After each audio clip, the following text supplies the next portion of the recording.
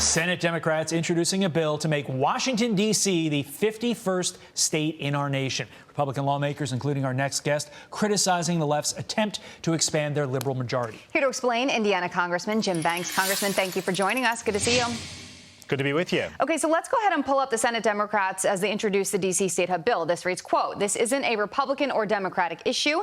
It's an American issue because the lack of fair representation for D.C. residents is clearly inconsistent with the values on which this country was founded." Your response? Well, Article 1, Section A of the Constitution says this is clearly unconstitutional. The Constitution says that we will set aside a district that would be the seat of our government.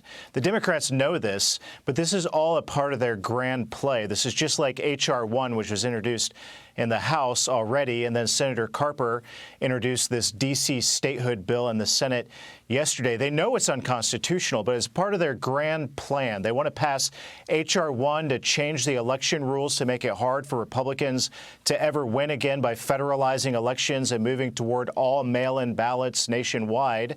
They want to give the United States Senate 2 more Democrat senators, and by the time the Supreme Court rules that this is unconstitutional, that's when they'll pack the court.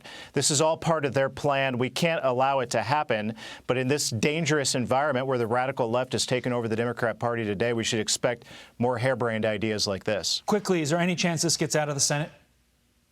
I hope not, but if the Senate succeeds, if Democrats in the Senate succeed in changing the rules in the Senate and doing away with the Byrd rule and the filibuster rules, we should pray that D.C. statehood is something that never makes it across the finish line. But I fear the stranglehold that the radical left has taken over the Democrat Party today, and these are the types of issues that they're going to push forward. Meantime, Congressman, you have written a letter with the support of 200 of your fellow House Republicans to protect the HYDE Amendment, which, for those of you that don't know, prevents the use of taxpayer dollars to fund abortion. Now, take a look at the public polling on this. This is fascinating. 58% of Americans oppose or strongly oppose the use of tax dollars to support abortions. The majority of Americans support you on this. Keep in mind, today is Health Care Day in the Biden executive order White House. Why do opponents of the HYDE Amendment keep fighting it?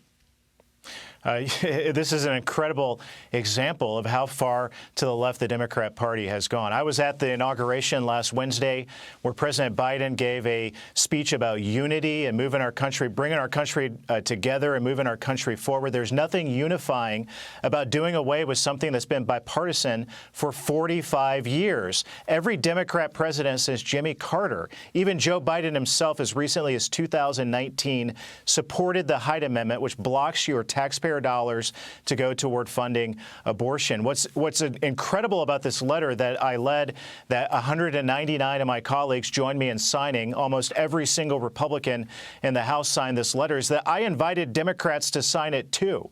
And not a single Democrat would put their name on a bill that would draw a line in the sand and say that we will not support any spending measure that does away with the HYDE Amendment, which has been bipartisan for decades. And today, this is the difference of where we are today versus just a few years ago. Today, not a single Democrat would sign their name to a pro-life letter like this one. Well, definitely something we're going to keep following. We know you will as well. Congressman Jim Banks, thanks for joining us, and keep us updated. Thank you.